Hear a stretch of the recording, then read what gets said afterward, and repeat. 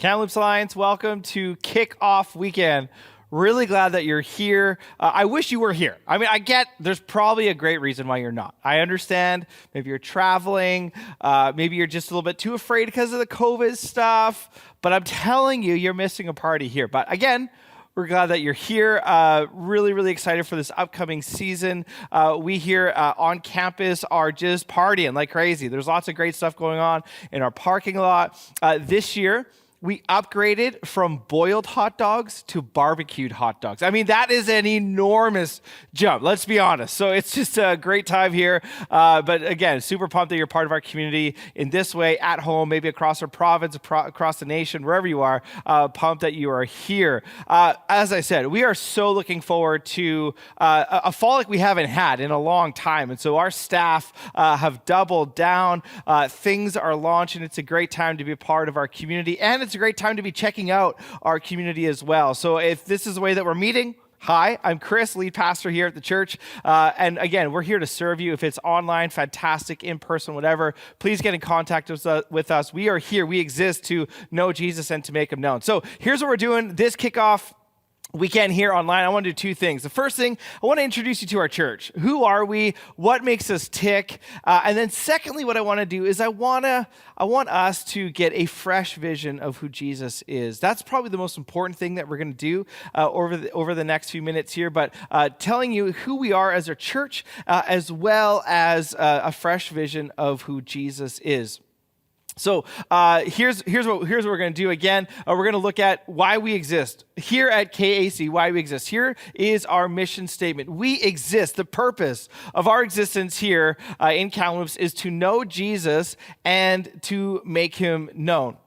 That is the sole purpose of why we are here, all wrapped up in the person and the work and the message and the ministry of Jesus Christ. We want to know him and we want to make him known. So let me just say a few things of why we don't exist.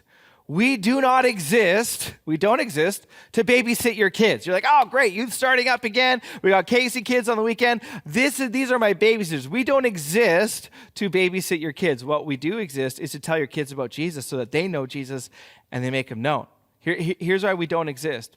We don't exist as a church to mark off all of your preferences. All right? That's really important, right?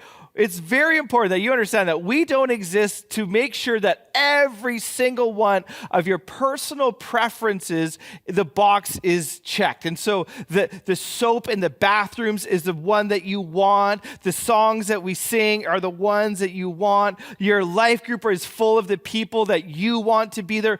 Our church does not exist around everybody's individual preferences, because when we do that, we actually end up mirroring the consumeristic culture rather than having a community defined by the grace, inclusion, and love of Jesus. So we do not exist for your personal preferences. We don't exist to watch your kids, babysit your kids, your personal preferences, and we also don't exist to fill your calendar. All right, we're not here to make sure that every single night of your week has something to do with the church so that you don't know your neighbors, you don't know your coworkers. That's not why we exist. We want to know Jesus and we want to make him known. So let me just break this down. The first thing is to know Jesus. This is about depth. We want to deeply know Jesus. We don't just want to know things about him. We don't want to have, although we want to have a very sharp theological, corporate mind, individual mind here, we actually want to know Jesus. We actually want to hear his voice. We want to mind the depth of who he is and what he's doing in our world. We don't want to just be shallow talkers. We want to be deep experiencers of who Jesus is, and we want to make him known. Our spiritual formation in knowing Jesus just isn't for ourselves. It's actually for the sake of the world. And so this is about breadth. It's about width. How do we know Jesus? One of the ways is that we just want to make him known. It's through knowing him that we want to make him known. This is actually just the ethos of our wider family of churches in our denomination. It's the deeper life, and it is all about mission. That is why we exist. This is our mission statement. Our vision is to see all people become fully devoted followers of Jesus Christ. If the overarching purpose is to know Jesus and make him known, this statement is that point on the horizon that we as a church are always marching towards, but never actually realizing. Do you see how audacious this vision statement is? Like, look at this. To see what? All people become what? Fully devoted followers of who? Jesus Christ. This is audacious. This is insane. But this is what gets us up in the morning.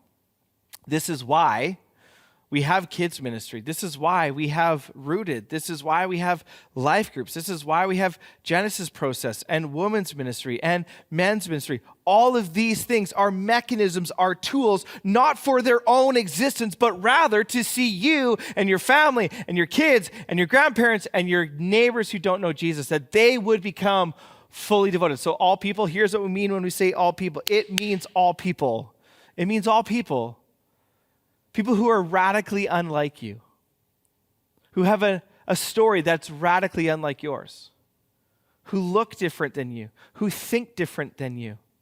See, as we see in the scriptures, we see that Jesus is calling all people to himself. It's not just the people that you like, but it's the people who are unlike you. And so when we say all people, it's all people. And that is our heart, and that is our dream, and that is our vision as we as a church make strides towards the Indigenous community, both in our city and in our nation. We want to see all people. So if you don't like all people, you won't like us. All people to become. What does it mean to become? It means to be transformed. In our culture, the question is, how do I change? How do I become something different than what I am currently? The cultural way that we say this right now is, how do I become the best version of myself? My friends, you don't need to become the best version of yourself. You need to become the best version of who Jesus has designed you to be. You want to become something you're currently not. Fully devoted. We all people fully devoted, not sometimes or seasonally, but man, fully devoted. Even in the times that are difficult, fully devoted followers of Jesus. We just believe, our conviction here at the church is that Jesus solves the human dilemma. He satisfies the human heart. He saves the human soul. He gives purpose to the human story, that this is who Jesus is. And so we just want to see all people know him. This doesn't come from a spirit of religiosity that's cold. It comes from a heart that when we know him, we simply want to see all people know him too. And we do that holistically. It's not just through the preaching moment like this. It's through our community care fund that exists just to help the practical needs of people in our community, listen to me, who do not know, but the majority of them do not know Jesus. Which is great. We want to be in our city a holistic lift to see all people one day love Jesus like we do here. That's our vision. Now, our discipleship pathway. How do we make disciples? It's kind of our core values, but we call it our discipleship pathway. What is the path that we embark on as a church as we try to make disciples in a very secular culture? We asked this question to our staff, to our senior leaders when I first arrived at our church 4 years ago. How do we make disciples? What are the buckets? What are the habits or commitments of a disciple? And here's what we came up with. It's imperfect, but here's what we came up with. 4 things: love, gather, practice, and go. Love is about identity. It's about asking the question, what is the truest thing about you? What is the truest thing about you? There's a lot of true things about you. You may be a mother or a father. You're a citizen of Kamloops or your city. You may be a grandfather, you may be a worker, you may be a welder, you may be a plumber. All these things are true. But what is the truest thing about you? Man, the beautiful thing about Jesus is the truest thing about you is that you're loved by God. You're one loved by God. And this love that he has for you spills over to loving other people. So this is about identity. What is the truest thing about you is that you are loved. And this is our conviction about every single people, about all people, is that they're loved.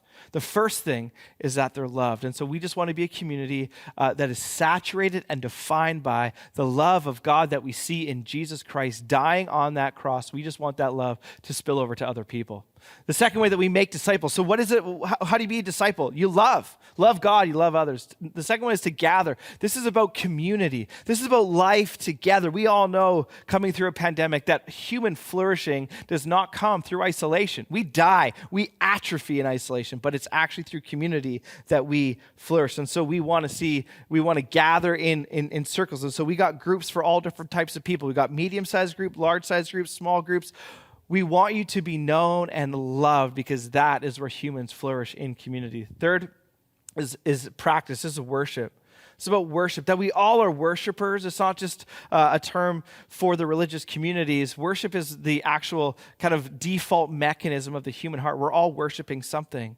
So as we practice the faith, it's about scripture and prayer, about confession and Sabbath, that these are the ways that we enact our faith, that we put it into practice. We're not just talkers, but we're actually practitioners of this faith. And then finally, we go on mission. The practicing, again, isn't just for us. It is for the sake of the world. And so we are goers. I say often at our church, if you're a navel gazer, right, and you like to nitpick everything, and this isn't good and that isn't good, but you haven't told anybody about Jesus, you won't fit here. We love to tell people about Jesus. We are on mission. We are the sent people of God. Craig Van Gelder, a Lutheran professor, he says this: "It is not the church of God that has a mission in the world, but the God of mission that has a church in the world." Oh, I love this. God is on the move, and the church is always catching up with him. We join his mission. This, my friends, is not a cruise ship where you put up your feet and get served all of the hors d'oeuvres that you want. This, my friends, is a worship. Places everybody. It's a violent metaphor, and I get it breaks down, but it is a very, very apt metaphor to understand that we are people on mission, that this is why the church exists. It exists for the people who have no affiliation for the church. So this is how we want to make disciples. We love, we gather, we practice, and we go. And all of our ministries are doing something along those lines. Okay. That's who we are. That's what makes us tick here as a church. What I want to do is I want to quickly lead you through a beautiful text, a very beautiful text in the Gospel of Luke as you start this new season. Maybe it's not a school thing for you. Maybe you're retired and your kids are gone and you're like, September isn't a big deal for you. But this is a new season as the summer winds down and we look ahead to the end of 2022 and 2023. There's a freshness. And so I want to ask you, how are you doing? What is the state of you right now? Where are you at? How is your soul? We actually did a practice a practice this week as a staff team where we wanted to describe the state of our souls. And there's a bunch of words that came up and we had a sticky note and it said, how's your soul? And I wrote down 4 things. Here's the state of my soul. First thing is that I'm hopeful. I'm really hopeful. I haven't always said that over the past years, but I'm hopeful for the future. It's unknown, it's uncertain, but I am hopeful. Very closely followed by, the idea that my soul's wounded. It's wounded, man. Like, we've all incurred stuff over the pandemic. We all are limping in some way, shape, or form.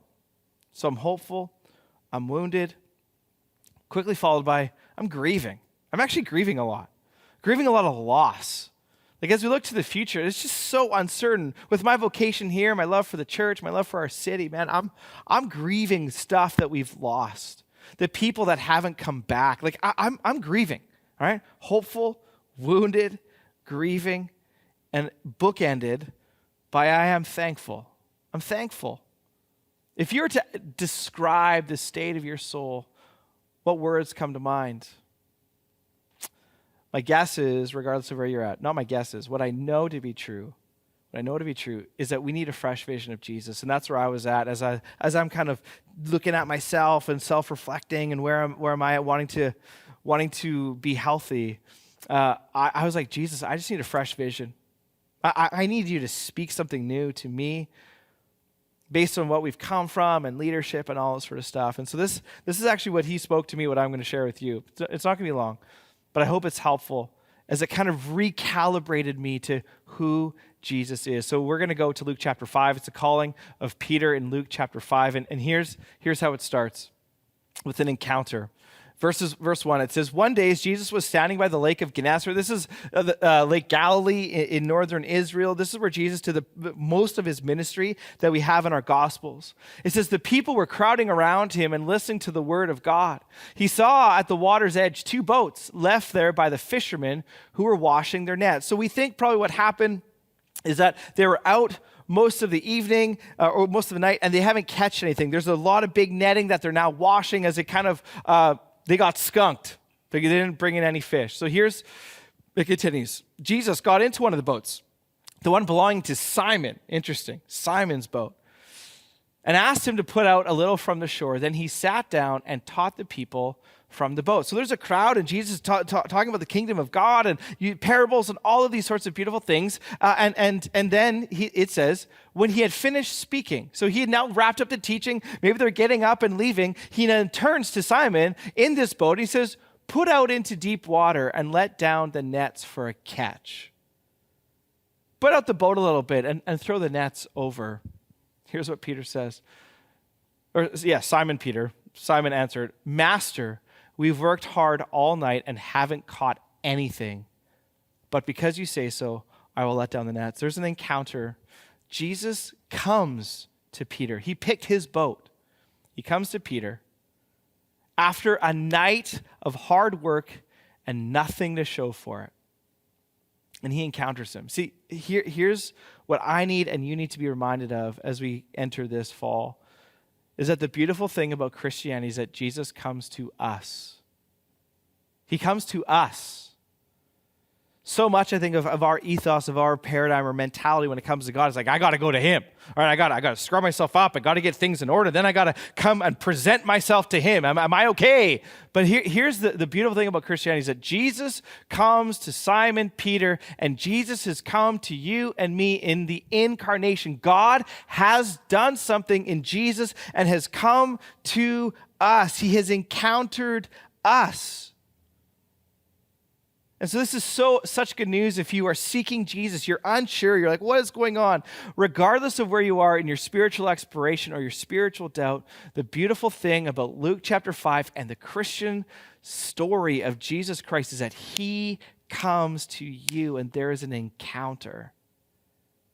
He comes to you in human flesh. He comes to you as he does in Peter in your normal everyday. I'm sure this isn't the only time that Peter's ever got skunked before. It's not the only time he's come back with nothing to show for it. But it is in the normal, everyday disappointments and joys where Jesus can encounter you today by the Spirit.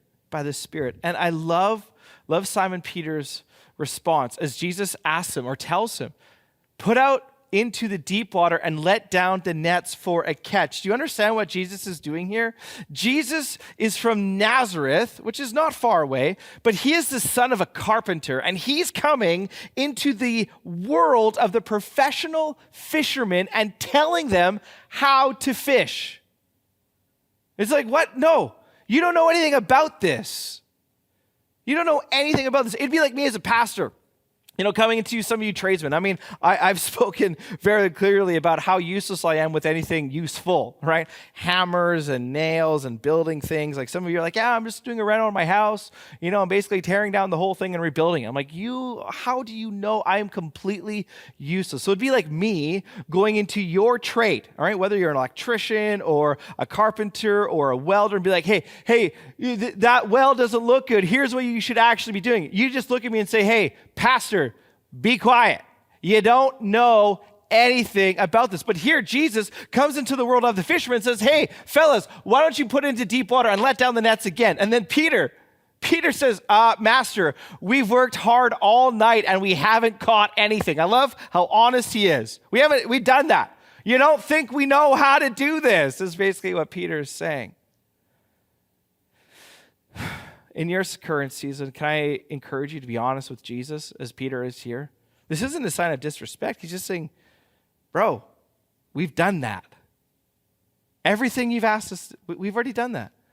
But he says, but because you say so, I will let down the nets. And here's the encounter. As you start this fall, as you look ahead, what you need the most is an encounter with Jesus. Maybe Maybe everything you've tried isn't working, as they haven't caught anything. This is after a night of failure. Can I encourage you to be honest with Jesus, where you're at, what you're processing, what your disappointments are?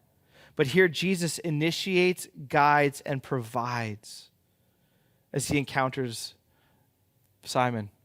It says after this encounter, it says when they've done so, they caught such a large number of fish that their nets began to break. So they signaled to their partners in the other boat to come and help them. And they came and filled both boats so full that they began to sink. They went from nothing to everything, from zero to everything, so much that both of the boats began to sink. And here Jesus shows himself not as just the son of a carpenter from Nazareth, but as God, who is sovereign over all things.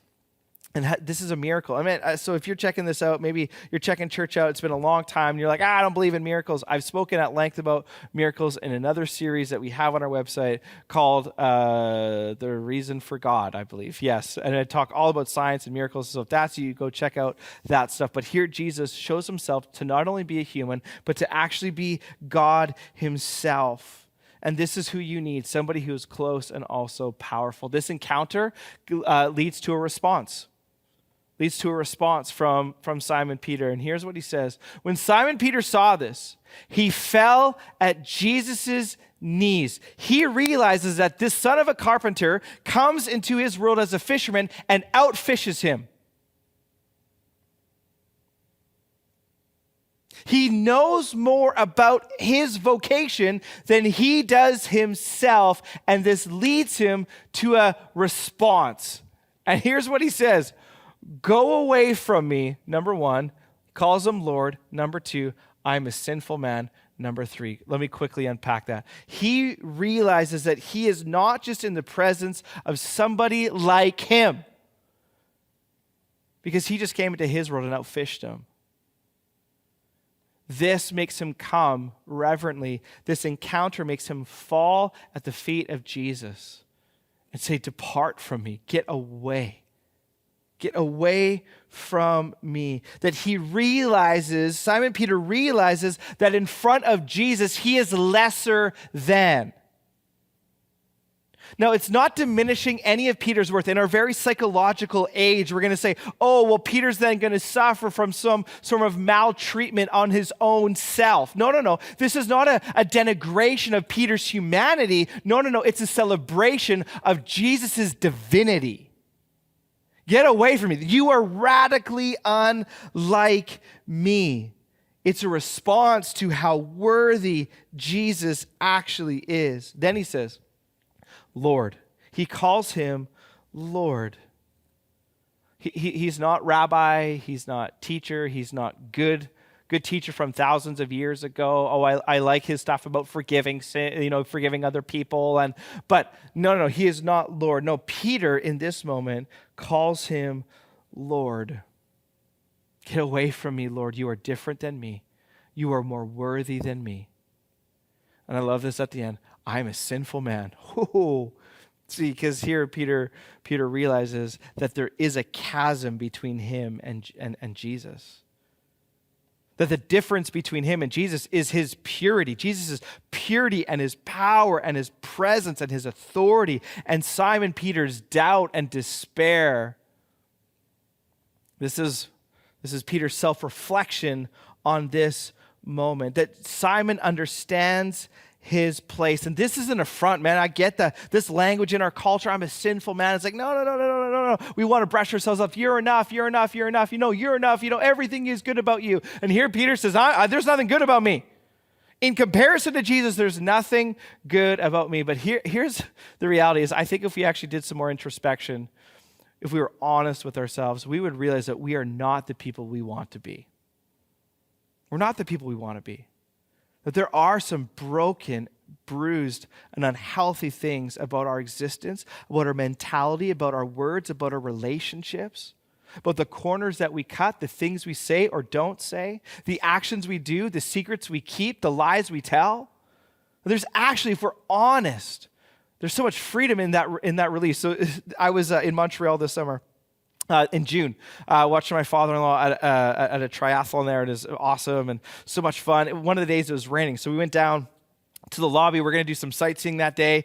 We're going to go up to McGill University. It's pouring rain. So we go up to the front desk and I say, hey, do you have any umbrellas that we can just use for the day as we walk around town and take cabs and stuff? And they're like, actually, no, we don't have any. There's nothing. They've all been taken. But the girl said, you know what?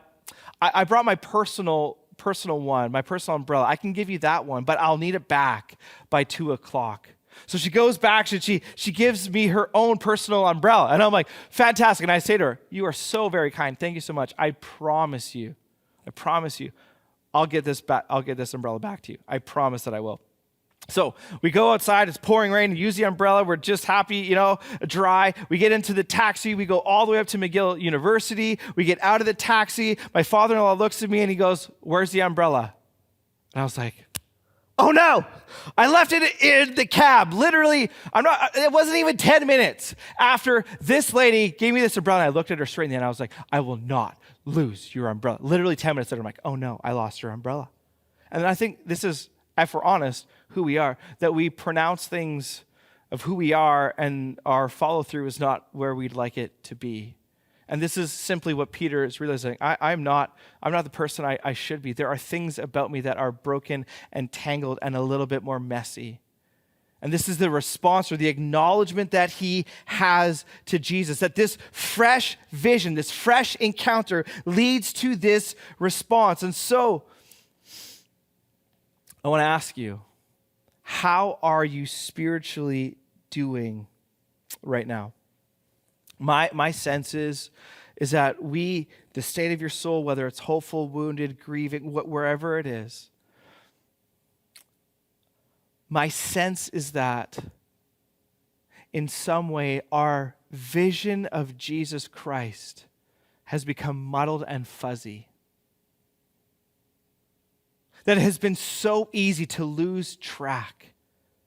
And for some of us, it has atrophied our spiritual life. It was strong and it is no longer.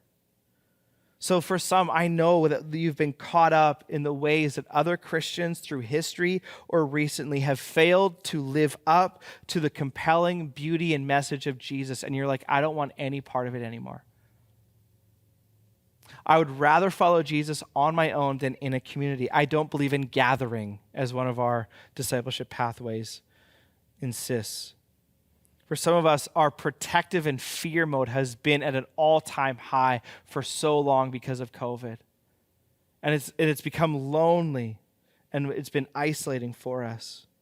For some, with the lack of engagement in all of these things and relationships in church, we have sabotaged or let a counterfeit vision of what the good life is. And we've put our feet up and we've enjoyed time away and the sun and a drink in our hand. And you've lost the vision of discipleship, but what it means to follow Jesus. And here Peter sees Jesus again freshly, and he says, get away from me, Lord, I'm a sinful man. Then it goes on, for he and all his companions were astonished at the catch of fish they had taken, and so were James and John, the sons of Zebedee, Simon's partners. Everybody was wow. Then there's a commission. Jesus then commissioned Simon Peter. Then Jesus said to Simon, don't be afraid. Don't be afraid. It's actually one of the things of, you know what? In my presence, Simon, there is no fear. Because he says, get away from me. I'm a sinful man. And Jesus says, don't be afraid. You're safe with me. That my love for you, Simon, in this moment where you get it, right? This is a great moment for Simon. Woo! He gets it. But let me tell you, the journey for Simon moving forward is messy. There's times where he doesn't get it. There's times where he denies Jesus at his trial and his death. Even though he said, I will be there no matter what, I will be there. He denies. Like I said to that lady at the hotel, I won't lose your umbrella. And I lost it 10 minutes later. Jesus is speaking to Peter the gospel. You don't have to be afraid.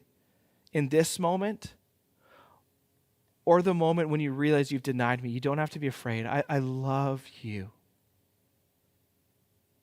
Don't be afraid, Peter. Don't be afraid, my friend, with Jesus. Be honest with him. He says, from now on, you will fish for people. So they pulled their boats up on the shore, left everything, and followed him. For you will fish for people. In my own journey, as I was interacting with this text, if you think about Peter, all Peter wants is a huge catch of fish. He's a fisherman. That's all he wants. I just want tons of fish, right? Jesus fulfills his desire. He gets more fish than he would ever know what to do with. Both boats are breaking because there's so much. And I thought, Jesus, why is it here that you honor his desire? He has a desire for a lot of fish. Okay, you want fish? Boom, as many fish as you want. But for people like the rich young ruler, when you interact with the rich young ruler, Jesus, in the Gospels, Jesus confronts that desire and says, you need to stop the desire. You need to give your money away. So why to the rich young ruler do you not honor his desire? But here with Peter and the fish, you honor the desire for more fish. The answer is this: from now on, you will fish for people. See, for Peter, all he wants is a big catch of fish. For you, like climbing Everest for a hiker, that's all you'd ever want.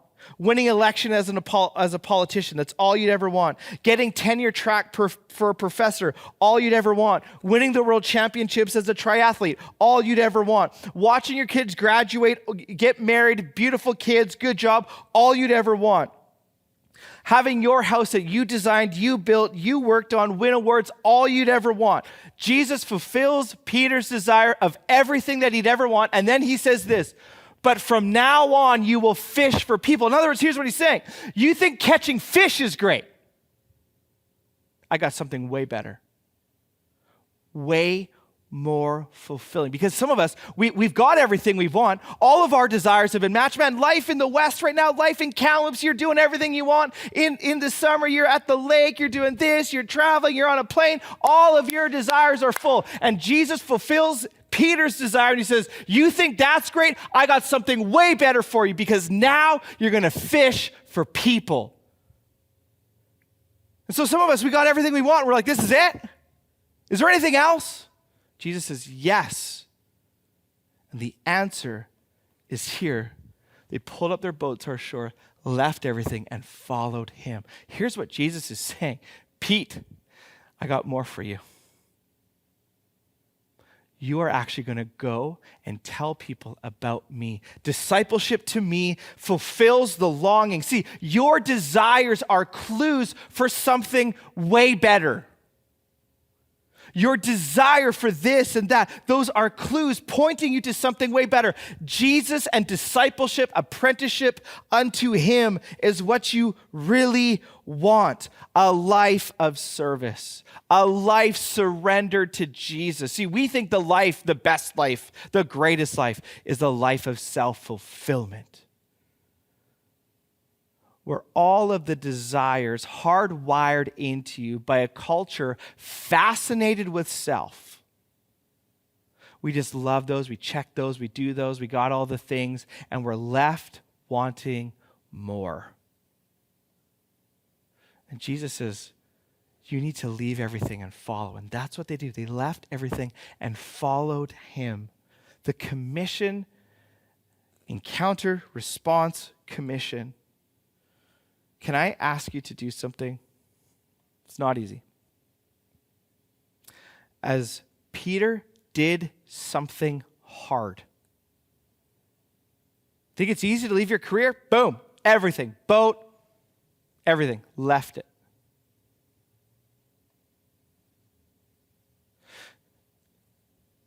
In order for you to have the encounter, the response, and the intimacy of Jesus, you need to do something hard. You need to forgive somebody that you've been holding something against for a long time. You need to pick up the phone of somebody that you ticked off, wronged, yelled at through COVID. You need to confess that secret, that thing you've been hiding from that person for way too long. You need to get out of isolation and hiding and slowly make your way back into community. You need to check your assumptions about what the good life is. You need to be critical of the decisions that you are making and the trajectory that they are putting you on. This fall, this month, my friends, today, you need to do something hard. As Peter followed Jesus, you need to do something hard. But the irony is that it's in these difficult moments where you actually get what you want. You get Jesus. So as you enter this season, my friend, what you need more than anything else, and you probably have lots of different needs, I understand that. You need a fresh vision of who Jesus is. He is Lord of all things. And hopefully Lord of your life. Let me pray. Jesus, our church, we want to see you clearly. Maybe it's been foggy, that we're inundated by so much that distracts us from you. And we want to see you clearly. So Jesus, encounter us, that we would respond to you and you would commission us again into a life of service to you. May it be so. Lord, guide our church, provide for our church. This is your thing. In your strong name we pray. Amen. Hey, thanks for being here. We start the book of James. Next week, we're going to be journeying through James. Please come back. It's going to be fantastic as we see faith expressed in action through the book of James. Lots of love. Thanks for trusting us. Talk to you soon. Bye-bye.